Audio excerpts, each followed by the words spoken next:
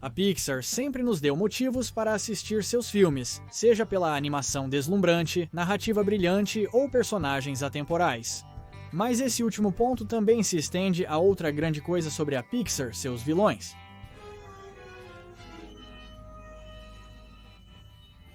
Ao lado da própria galeria de vilões da Disney, a Pixar tem uma das melhores listas de vilões já imaginadas e ainda é capaz de inovar 25 anos depois. Mas o que acontece quando você coloca essa coleção de super vilões, terroristas e comentaristas rancorosos na mesma sala? Alguns se destacarão como o ápice da vilania da Pixar e outros nem parecerão tão ruins em comparação. Então vamos descobrir. Eu sou o Kyle do Wicked Binge e isso é Vilões da Pixar de mal a pior. Ok, então considerando a grande variedade de vilões na biblioteca da Pixar, é vital que estabeleçamos algumas regras. Vamos nos concentrar quase exclusivamente nos antagonistas principais de cada filme, incluindo apenas alguns antagonistas secundários se eles tiverem impacto suficiente na trama. Por exemplo, não vamos incluir Zurg e Buzz com o cinto de utilidades de Toy Story 2, porque eles são obstáculos muito menores no contexto geral desse filme. Vale ressaltar que nem todo filme possui um antagonista principal. Para elaborar, nem Procurando Dory nem Divertidamente tem um vilão central, então vamos simplesmente evitar esses dois filmes para o bem desta lista. Julgaremos vilões com base em traços negativos de caráter, lista de crimes, planos malignos e número de vítimas, se houver. Começando pelo lado menos mal, temos o único personagem nesta lista que argumentaríamos ser realmente um bom homem, o Dr. Sherman, o dentista de Procurando Nemo. No contexto do filme, é fácil entender por que não deveríamos gostar desse personagem. Para Marlene, ele é um sequestrador, mas para a gangue do aquário, é um obstáculo que sempre encontra um jeito de frustrar seus planos de fuga. Com contexto, no entanto, não há muito o que culpá-lo. Do seu ponto de vista, ele salvou Nemo pensando que estava lutando pela vida fora do Recife. O dentista é um dono de animal responsável que se importa com seus peixes. Qualquer um reagiria como ele se um pelicano invadisse seu quarto da forma que Nigel fez.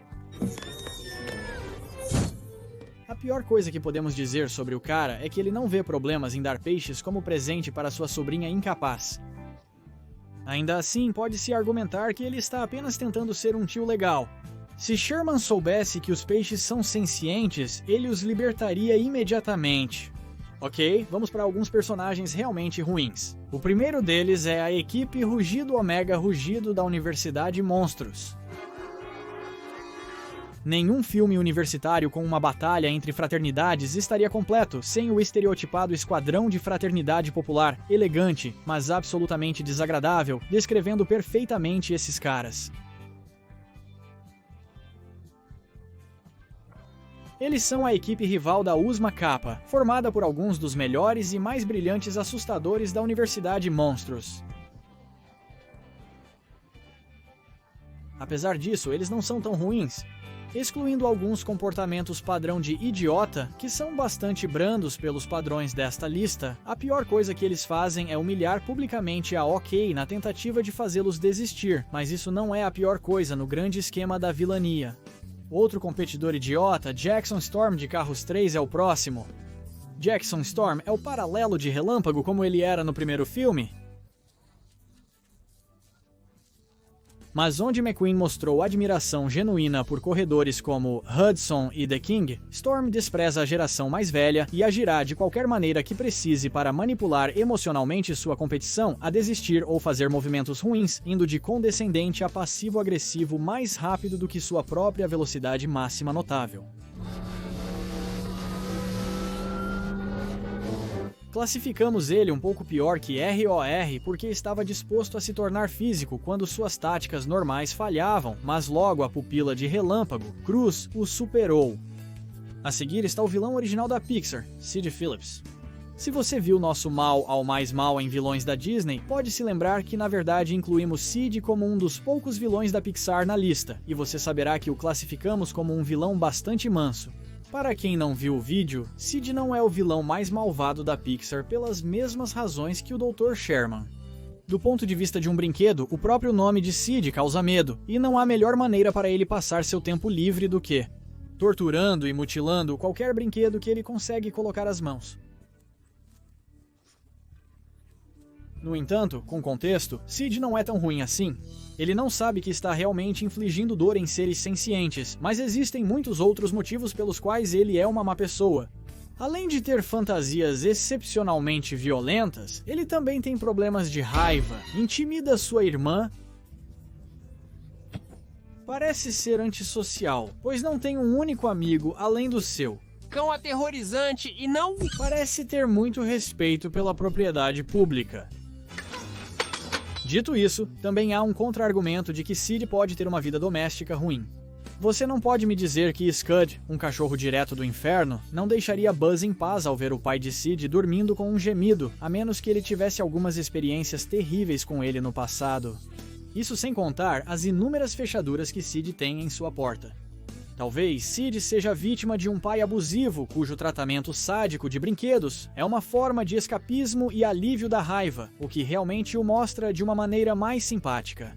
Do primeiro Toy Story até o último, agora temos Gabby Gabby. Tudo bem, então tentar pegar a caixa de voz do Woody à força é bem ruim. Assim como negociar a segurança do Fork pela caixa de voz e usar as memórias do Woody com o Andy obtidas do Fork para convencê-lo a entregá-la. Ela é um pouco perturbadora, e seus capangas de ventríloco assustadores não melhoram a situação. Dito isso, ela só queria ser amada por uma criança e sabia que sua caixa de voz quebrada acabaria com suas chances. Após conseguir o que deseja, Gabby cumpre sua parte do trato e até oferece de volta a caixa de voz de Woody quando Harmony o rejeita. Ela finalmente se redime e consegue o que quer ao confortar uma pequena menina perdida. E também vale a pena notar que, de todos os personagens desta lista que começam sendo maus, ela é a única que se torna verdadeiramente boa no final, o que a empurra significativamente para o lado menos mal do espectro. Chick Hicks, veterano corredor e vice-campeão, é o próximo. Os métodos do Chick para lidar com adversários na pista são muito mais diretos em comparação ao Storm, beirando o hilário. Enquanto Jackson era um mestre da manipulação, mas jogava limpo, Chick é apenas um trapaceiro sujo. Ele causou um enorme acidente para tentar atrasar o Lightning e, intencionalmente, bateu de lado no Kingos, levando-o a um dos acidentes mais horríveis de todos os filmes de carros. Ele é apenas um corredor rancoroso e amargo que mereceu cada vaia que recebeu. Thunderclap, líder da gangue de pterodáctilos de O Bom Dinossauro, é o próximo. Como você cria um vilão verdadeiramente repreensível em um filme de dinossauro? A resposta é que você realmente não pode. O pior que você tem é um carnívoro que só quer comer os personagens principais para sobreviver. Desculpe ser direto, mas isso é a natureza. É certamente um carnívoro brutal. Aquela cena dele comendo o adorável guaxinim vivo vai assombrar nossos sonhos por um tempo. Mas ei, dinossauros precisam comer! Assim como o filme de onde vem, Thunderclap não é muito memorável, então é melhor seguirmos em frente. O volante da Axiom, Otto, completa a lista dos nossos menores males. Otto merece a distinção por causar o dano mais severo a um protagonista, entre atacar sua fonte de energia e forçar o identificador de plantas a esmagar o Wally até quase se tornar sucata irreparável. Ele também jogou tanto o Wally quanto o Eve no duto de lixo com a intenção de jogar ambos para a sua ruína e ficou bastante físico com o capitão. Ao mesmo tempo, porém, ele está apenas seguindo a diretiva A113 dada a ele pelo presidente da Banco Nacional de Desenvolvimento. Segundo ele, está apenas cumprindo ordens. Claro, ele faz muitos truques, mas tudo em função de sua programação imparcial e inexpressiva. Então, não podemos realmente culpar muito ele, já que é uma máquina. O dono do Lost Tiber, Al's Toy Barn, o Homem-Frango, Al, é o próximo. Ele roubou o Woody de um bazar depois que a mãe do Andy enfatizou que ele não estava à venda e planejou vendê-lo junto com o resto de sua mercadoria do Woody's Roundup para ganhar muito dinheiro. Eu não sou de envergonhar o estilo de vida do colecionador, mas você tem que ser um total canalha para fazer algo assim. Ele trata outras pessoas como lixo, como evidenciado pela forma como se comporta com a equipe do aeroporto e empurra sem cerimônia o pobre velho reparador de brinquedos. Se há algo positivo a dizer sobre ele, é que tem um slogan comercial cativante, mas é só isso. Estamos chegando em alguns vilões realmente malvados, começando com o Sr. Waternose. Considerando a constante luta do mundo dos monstros com uma crise de energia tão séria, é quase possível entender a perspectiva de Waternose. Ele é um diretor executivo envelhecido de uma enorme empresa em dificuldades que foi passada por sua família de geração em geração e só quer mantê-la viva. Esse desespero fez com que ele abandonasse seus princípios e se unisse a Randall para sequestrar crianças com o objetivo de roubar seus gritos. É um plano deturpado e, embora ele realmente gostasse tanto de Mike quanto de Sully, pois eram os melhores no negócio, ele ainda não teve escrúpulos em bani-los quando eles sabiam demais. Na verdade, Waternose provavelmente foi um ótimo diretor executivo por muito tempo, mas seu próprio orgulho e devoção à empresa o levaram a se corromper. A seguir temos o Stinky Pete, o vilão surpresa de Toy Story 2. Stinky Pete, a princípio, parece um mediador calmo e sábio entre Woody e Jessie. Porém, quando Woody decide partir, o prospector mostra sua verdadeira face. Ele é um brinquedo velho e rancoroso que odeia brinquedos espaciais por fazerem a franquia Rodeio do Woody morrer e muda suas táticas de manipulação emocional sutil para a violência direta, uma vez que ele considera que o tempo para ser razoável acabou.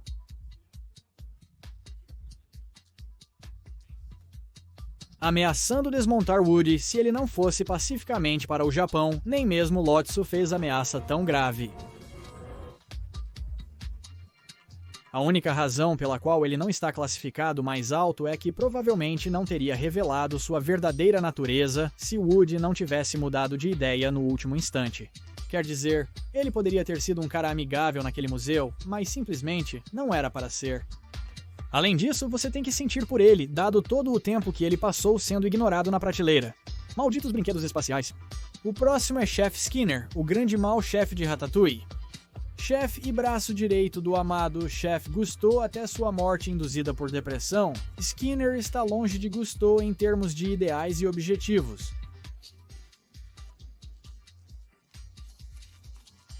Era uma presença calorosa em sua própria cozinha. Tinha uma firme crença de que qualquer um poderia cozinhar e seguiu sua carreira por amor à arte de cozinhar em si. Skinner, por outro lado, é um chefe de cozinha ditador, irritado e dominador, espalhando dúvida e negatividade. Não é surpresa que o Gusteau estava em declínio sob o comando desse cara? E isso nem considera como ele manchou a reputação de Gusteau usando seu reconhecimento para criar uma linha de alimentos congelados e lucrar com a fama de um homem falecido. Depois que ele perdeu o Gusteau para Linguini, o filho biológico de Gusteau, ele faz de tudo para fechar o lugar e até captura Remy e faz um acordo simples. Crie um novo império de alimentos congelados para ele ou morra. Que doente. Ok, o próximo é o aventureiro desequilibrado de Up, Charles Muntz. Assim como Waternose, a descida de Muntz para a vilania é bastante desanimadora. Ele era um explorador mundialmente amado e respeitado que perdeu todo o seu reconhecimento e credibilidade quando os cientistas acreditaram que o esqueleto de um pássaro gigante que ele havia trazido de volta era falso. Muntz jurou que ele voltaria com um espécime vivo ou nunca mais voltaria. 70 anos depois, o homem continua na caça. Ele tinha chegado ao ponto em que matou 2 exploradores inocentes logo após conhecê-los por paranoia de que eles também estavam atrás do pássaro e até mesmo guardou seus capacetes de piloto como troféus. Além de seus cães, Muntz não parece se importar com mais ninguém neste ponto e irá a qualquer extremo para matar Carl e Russell e capturar o pássaro. Isso inclui enviar seu exército de cães de ataque ferozes para despedaçá-los, ir atrás de Carl com uma espada, caçar o grupo com uma arma e deixar um Russell amarrado cair até a morte. É bem sombrio, mesmo para os padrões da Pixar. Vamos reconhecer que Muntz passou 70 anos isolado, buscando um pássaro que é a chave para recuperar sua fama e status, e agora tem pelo menos 90 anos. Essas circunstâncias levariam qualquer um à loucura por obsessão e tornam as etapas, precauções e contramedidas que ele toma para capturar e manter o pássaro muito lógicas. Elas apenas acontecem de ser moralmente condenáveis. Perseguir uma criança com uma espingarda após tentar fazê-la cair até a morte não é justificável, mas é possível construir um argumento sólido para explicar tal ação.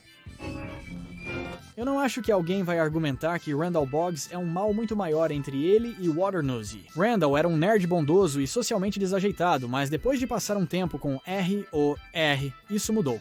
E se envergonhando durante o último evento dos jogos de susto causado involuntariamente por Sully, Randall se tornou um monstro muito diferente.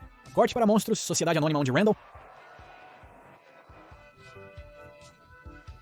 é o segundo melhor assustador da empresa, atrás apenas de Sully. Detesta como ele está constantemente.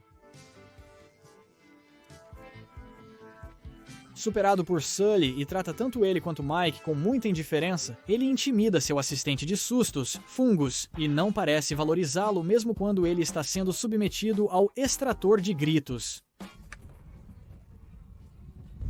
Ah, sim, o extrator de gritos. Ele inventou essa terrível máquina que suga à força os gritos da vítima, deixando-os como uma casca pálida e vazia como meio de revolucionar a Monstros Sociedade Anônima, e finalmente superando Sully e com a aprovação relutante de Waternoose, ele foi autorizado a começar a colocar seu plano em ação. E enquanto Waternoose claramente só aceitou o plano por desespero para combater a crise energética, Randall definitivamente está aproveitando isso muito mais do que deveria. Olhe para esse sorriso maligno enquanto Boo está prestes a ter seus gritos extraídos. Isso é um sociopata bem ali. Quanto à violência, ele quase quebra os braços de Mike, tenta torturar Mike com o extrator de gritos para obter informações, quase estrangula Sully até a morte, tenta matar os dois ao derrubar uma porta que se estilhaçou ao impacto, e chega perto de matar Sully ao chutá-lo para fora de uma porta. Ele merece cada golpe de pá que levou e até mais. O principal vilão de Coco, Ernesto de la Cruz, é a prova viva de que a Pixar ainda pode criar um excelente antagonista. Parece que Cruz é o tipo de cara que todos querem ser. Bonito, bem-sucedido, um verdadeiro agrado para a multidão e um cara legal em todos os aspectos, mas isso é apenas o lado dele que ele quer que você veja. Na vida, Cruz foi o parceiro musical e guitarrista de seu amigo de infância e compositor, Héctor Rivera. Eles tiveram uma chance real de glória, mas Héctor recusou porque queria voltar para casa e ver sua filhinha novamente. Após beber uma dose de tequila envenenada, Ernesto virou sensação musical no México, tocando as canções como se fossem dele. O fato de ele estar disposto a atrair seu melhor amigo por fama e fortuna e estar bem com ele sofrendo sua morte final para preservar sua própria imagem o torna um psicopata, e ao contrário da maioria dos outros vilões, é um golpe muito pessoal. Ele também tenta matar Miguel por expor seus crimes, e enquanto estamos ficando alarmantemente... Apesar de estarmos acostumados com abuso infantil e tentativa de assassinato neste ponto, isso não diminui o quão maligno ele é no panteão da Pixar. Ok, finalmente chegamos ao nosso primeiro representante dos incríveis. Evelyn, sem abrir essa lata de minhocas, vamos apenas listar as terríveis ações que ela faz para provar seu ponto de vista. O objetivo dela é tornar os super-heróis ilegais para sempre, e para isso, ela se tornou uma mestre hacker e aprendeu como controlar a mente dos outros.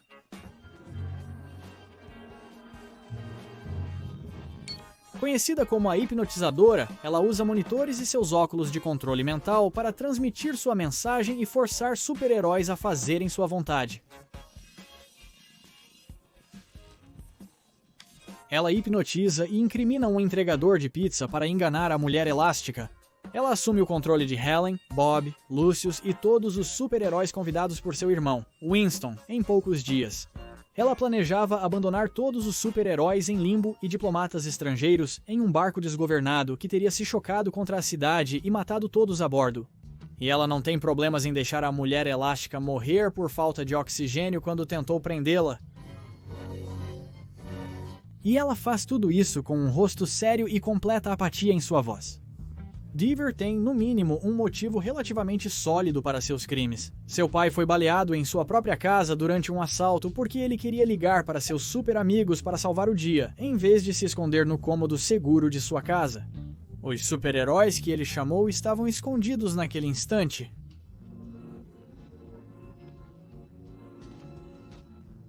Ela acredita que os super-heróis enfraquecem os cidadãos, os tornam complacentes e quer que sejam proibidos para sempre, a fim de que as pessoas se tornem mais autossuficientes. Basicamente Lex Luthor, mas com menos kryptonita e mais café. Como o vilão mais malvado da série Carros, temos Miles Axelrod de Carros 2. Carros 2 é uma bagunça estranha com alguns pontos de trama bem fora do comum, mas vamos dar isso a ele. Ele tinha um antagonista interessante? Um carro elétrico supostamente charmoso, excêntrico e absurdamente rico, que organiza um grande prêmio mundial com o plano de fazer o combustível alternativo parecer ruim para que os carros voltem a usar gasolina, onde ele e seus companheiros carros velhos têm a maior reserva de petróleo inexplorado, permitindo que eles obtenham lucros massivos. Como o chefe de sua organização criminosa, Miles é essencialmente um terrorista. Ele organizou o assassinato de um punhado de agentes secretos e tentou matar o Lightning McQueen. Ah, e como último recurso, ele plantou uma bomba ativada por voz na matéria com a intenção de explodir ele e o Lightning em pedaços. Ok, agora que chegamos ao topo do topo, vamos começar dizendo que esses malfeitores estão em sua própria liga comparados ao resto, e você poderia fazer um argumento convincente para qualquer um desses caras ser o vilão mais irredimível da Pixar. Dito isso, devemos tentar ordená-los de alguma forma. Começando com Lotso Hugenberg de Toy Story 3.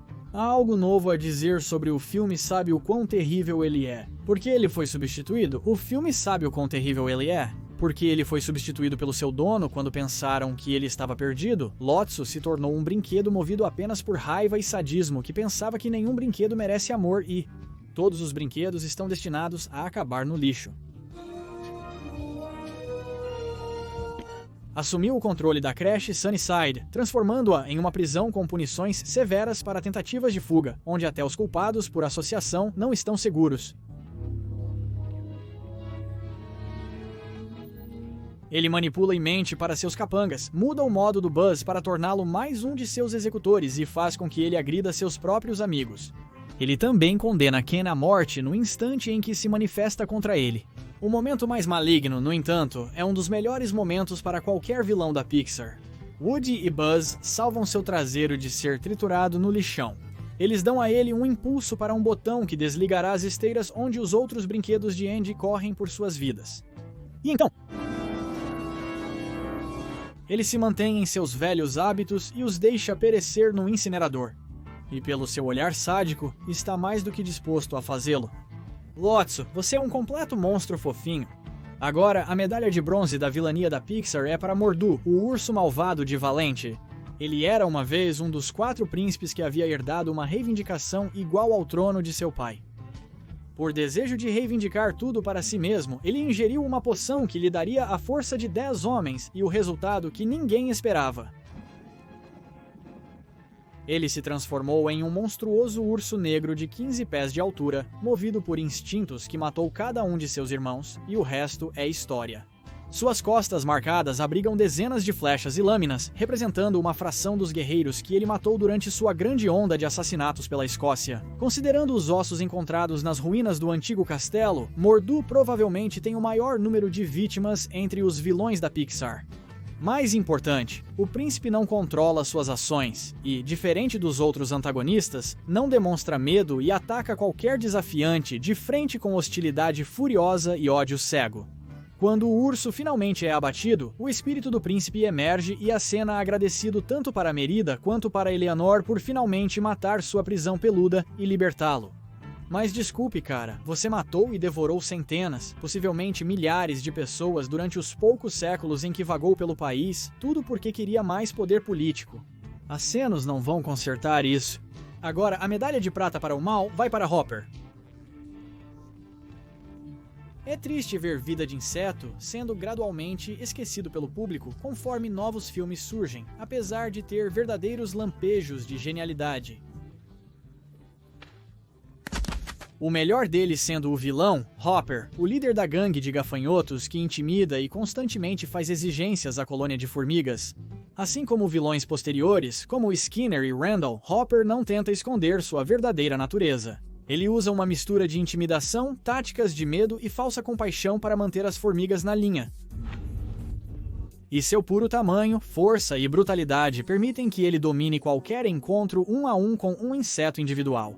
Claro, se ele já não tivesse convocado o selvagem Thumper para pisoteá-los, apesar disso, Hopper é muito mais inteligente do que parece. Ele sabe que as formigas poderiam superá-los em número e demonstra isso ao esmagar 3 dos seus próprios sob uma avalanche de grãos. Ele aterroriza sua gangue e só não matou seu irmão por causa de uma promessa feita à mãe moribunda. Ele quase fez com que a princesa Dot, uma criança, se ferisse com o Thumper como forma de dar o exemplo. Quando as formigas não conseguiram fornecer o dobro da oferta usual, ele planejou matar a rainha, pegar toda a comida à força e deixar a colônia morrer de fome. O que faz Hopper afundar muito mais do que a maioria de seus concorrentes é que o filme nem mesmo tenta dar a ele uma desculpa para ser mau. Ele é apenas uma praga egoísta, violenta e maliciosa do começo ao fim.